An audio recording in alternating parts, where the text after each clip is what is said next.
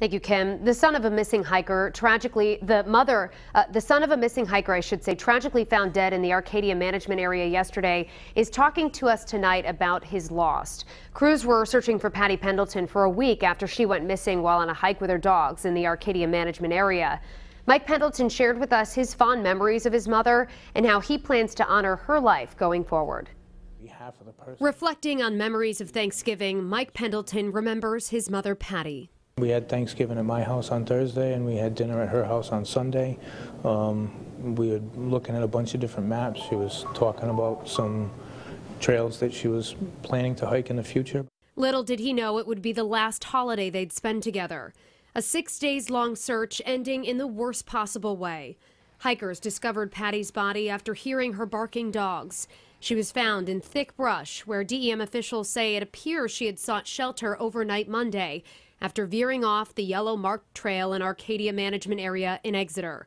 The DEM describing it as extremely rugged terrain, even for an experienced hiker like Patty. She's been hiking those woods her whole life. We're from here.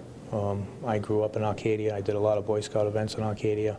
So we know those woods pretty well. In addition to hiking, Mike said his mother was an avid learner with a quest for knowledge, the smartest woman he ever met. Growing up, she was always in school. She worked full-time job, worked a part-time job, and always went to school part-time. She loved to just learn, and then she loved sharing what she'd learned with others. Her other passion, according to her son, the Rhode Island 4-H Foundation, where he says she donated a lot of her time. Time, what Mike still wishes he had. Time with his mom to say 3 words. If I could say one more thing to her, it would just be I love you. That's the hardest part of this was I didn't get to say goodbye.